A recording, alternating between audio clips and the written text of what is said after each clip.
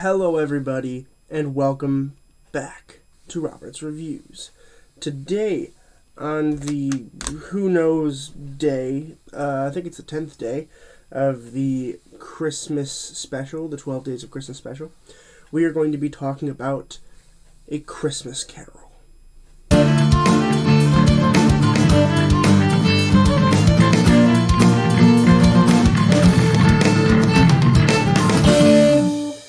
A Christmas Carol, at least the one that we're going to be talking about today, was released in 2009.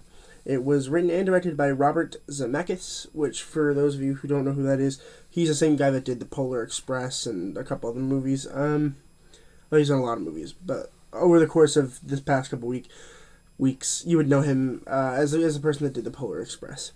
And really what he did was he built upon the technology of what he did for The Polar Express and made A Christmas Carol. With the same exact technology, basically, it's just a little bit more advanced. We have more technology now that can help us make what he did in The Polar Express better, and really just make it look better. So for those of you who don't know the story of A Christmas Carol, essentially it's about Scrooge, and he's a mean old man who hates Christmas. He's basically the Grinch, which is funny because Jim Carrey also was the Grinch. And essentially, he is haunted by three ghosts and these spirits, as they call it in the movie. These spirits basically tell him, this is your past, your present, your future, if you don't change your ways and become a better person. And then Scrooge becomes changed and he becomes a better person, and it really is quite interesting. So, before I talk about the idea on how, I think I'm going to talk about acting last. I think I'm going to talk about how it was made first. So for those of you who don't know what happens when they make these films, essentially what they do is they basically motion track your entire body, and they have a camera that sits like right here in front of your face, and then it matches your facial features, and then they can put like a skin on it, right? Like if they wanted me to look like the Grinch, per se, they could put a camera here, watch where my face moves, how my muscles move, and then they can just change my entire head into a predetermined Grinch head. And then what they would do is just tell the computer to move the face the same way that I am moving my face. And that's how they made this movie. And it worked for them in this movie more so than other movies, I think, because Jim Carrey was able to play so many different characters. I mean, so was Tom Hanks in The Polar Express, but it didn't look as good. This looks a lot better. I am very impressed with the amount of technology difference that has been apparent over the past few years. I mean, the difference between Christmas Carol and Polar Express is like, what, 2003, I think? 2004. So Polar Express is 2004, and then Christmas Carol is 2009. That's a 5-year difference. It's amazing what 5 years of difference can be. We can now take any actor who wants to perform anything, and we can make him be whatever they want him to be. The best part about this, in my opinion, was the fact that they were able to do the motion capture and the motion track, and then also have an actor who can provide the voices for all of these, right? Like, we had Jim Carrey. Not only was he the person that was doing the acting and the motioning, but also he was able to provide the voices for all of these, and that made the viewing experience a little bit easier. That being said, when it comes to the movie itself, it does lack excitement, right? Like, there were times where I was like, oh, that's so cool, like, the spirits, like, taking over the air, and, like, they're really showing them stuff, and then there was times where it was so slow, and they didn't explain what characters are which. Like, I'm still kind of confused as to some of the characters, particularly the ones that Gary Oldman plays. They all just seem the same to me, all the characters that Gary Oldman plays, whereas at least Jim Carrey's were different, and I was able to be like, alright, that's a different character than before. But they made them all look kind of similar, and particularly in terms of Gary Oldman's characters. They all looked kind of similar, and it was hard to decipher which ones were different. If you hear a baby crying, that's because a baby's crying. I'm very sorry. I don't control my environment. I think that's what I'm going to talk about in terms of how they made the film.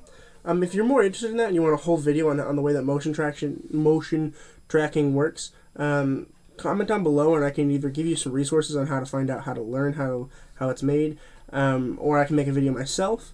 One of my favorite YouTube channels of all time is Corridor Crew.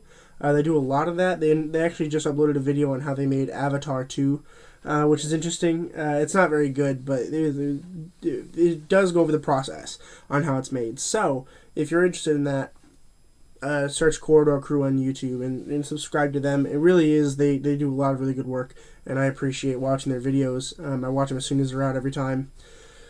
They really inspire me to keep wanting to be a filmmaker. I won't be a filmmaker because it's impossible, but it really is something that would be really cool to have happen.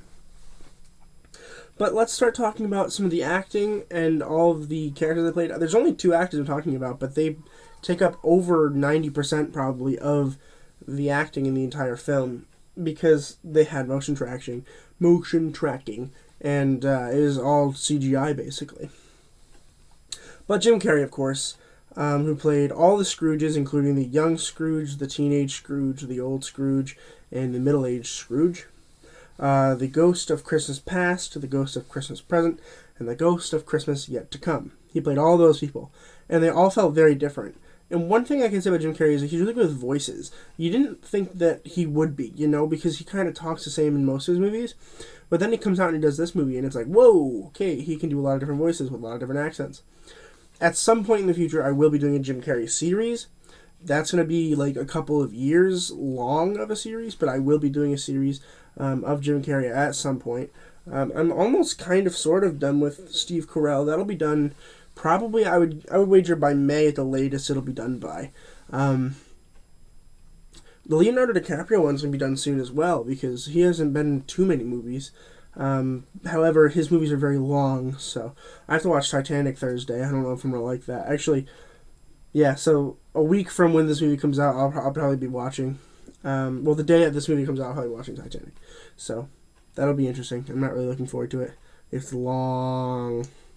But maybe I'll like it. Maybe I'll love it. I don't know. We'll find out.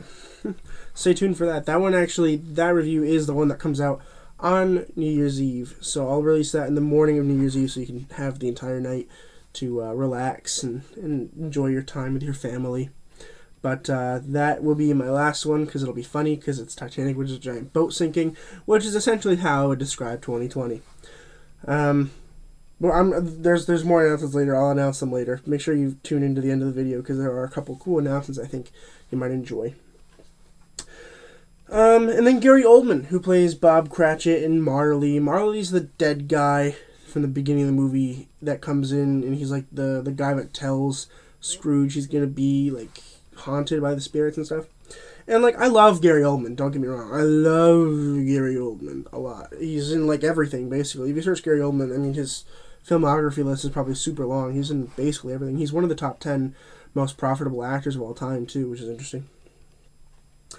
But I felt like it was difficult to figure out which character Gary Oldman was playing at which time, which is really annoying because I don't think it's Gary Oldman's fault at all. I really don't. I think that is almost 100% the fault of I don't want to say the director either, but like the character creator, the character artist, because they didn't make him different enough. They looked pretty similar.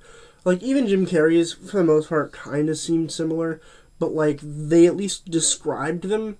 Whereas most of Gary Oldman's characters, they were like, oh, and then there's this character, and they didn't really like name the character, which is a big problem. But overall, not a bad performance, just not a very good performance. Not his best, for sure. I'd also like to do a Gary Oldman series. I don't know how long I'll be doing this YouTube channel. Probably, if I can manage it, I'll do it for the rest of my life if you're interested. So eventually there'll probably be a Gary Oldman series, which will probably take 2 or 3 years to get all the way through all the stuff. But we shall see. Beyond that, there's not much else to talk about besides the fact that I really just didn't enjoy my time when I watched this movie. It was like almost 2 hours long, and I felt like until the very end there wasn't any change in Scrooge. Especially considering, like, even towards the beginning, like, with the Ghost of Christmas Past, Scrooge kind of gets lighthearted. And I'm like, if he gets lighthearted that easily, like, just let him go then. Like, he'll change his ways. Or just show him the future, because the future changes him the most. So why not just show him the future? Could have shaved an hour off of this movie. I understand the point, but still, I don't... It took a long time. I don't pay attention very well to things. which is why watching movies is difficult for me sometimes. So, like, I have to choose when to watch movies, because my idea would be that I would watch a movie every day, and then I could film it and then edit and upload it. However, that's not the case, because I can't focus for that long sometimes. There are some days where I'll sit down and I'll watch 5 movies in a row and enjoy every single one of them and pay attention to every single one of them. But if I'm not in the mood to watch a movie, I won't watch a movie. That's just how it's going to work. If I don't feel like I can sit down and watch a movie, I won't. Like, which is good, because that makes it so I can enjoy movies more. However, I do have a schedule. However, my schedule is nice, and I like my schedule. And it works with me so that I can produce and release things, as well as enjoy the movies that I watch for the most part. This movie wasn't bad. Again, it really wasn't. It just wasn't. It wasn't fantastic, which is why I'm going to give it a B+, which is not bad. It does not mean it's a bad movie at all. I really enjoyed it. I just wasn't my kind of movie, you know? Couple quick announcements. One, tune in tomorrow, Christmas Eve, for the Christmas Chronicles review. That is on Netflix, so if you're interested, go give that a watch tonight, and then you can follow along tomorrow. If you're looking for a movie to watch on Christmas Eve, it's a good one. And then Christmas Chronicles 2 comes out on Christmas Day. I just finished watching the Christmas Chronicles 2 right now, and I'm going to film, and I'm going to edit, and I'm going to upload all those videos now, because I'm in the mood for editing, so that's what I do. When I'm in the mood for filming and editing, I film and I edit. That's just how it works. And so far, it's worked for 3 months, so I guess we're okay with that. And then I do have a video coming out for you Saturday. I wasn't really planning to, but I am going to make a video on my first semester of college. I'm going to talk about, there's only 4 different things to talk about. I'm going to talk about the overall events of what happened over the course of the first semester, my grades and how they fluctuated over the course of the semester. All my classes, I'm going to discuss all my classes, the teachers, whether or not I would take the class again, and all the stuff that I've learned from them. And then I'm going to talk briefly about what I have planned for next semester. So I think that'll be interesting enough. It'll be probably a pretty long video, but it comes out on Saturday, the day after Christmas, so hopefully you'll have time to watch it. I would appreciate it if you watched it. If you don't, it's fine. But it's just mainly for people who are interested in how, the coronavirus can change the college experience. It's about my experience, and it's going to be nice to have it documented so that if I'm ever curious as to, like, how did my first semester of college go, I can just search it and it'll be there, all my thoughts. So that is a Robert's Thoughts episode coming out on the 26th. That is my second Robert's Thoughts episode. My first ever Robert's Thoughts episode was on the upcoming Spider-Man 3 movie. There may or may not be another Robert's Thoughts coming out on the same exact topic, because it's getting crazy. But yeah, so make sure you tune into that. If you're interested in my other Robert's Thoughts video, it is in a playlist, so you're more than welcome to take a look at that. Then after that, Monday, starting the 28th, Monday, we're back to our regular back and forth schedule. So I've got January all figured out. It's going to be intense. It's going to be crazy. I hope you guys are going to follow along. Make sure you subscribed if you haven't subscribed. It really does help me out. I love subscribers. It'd be really cool if you subscribed. And thanks for watching the video. I really appreciate it. And I'll see you guys tomorrow. Just remember... I'm tired. Just remember to always keep watching movies and television. Stay educated, and I'll see you guys in the next video.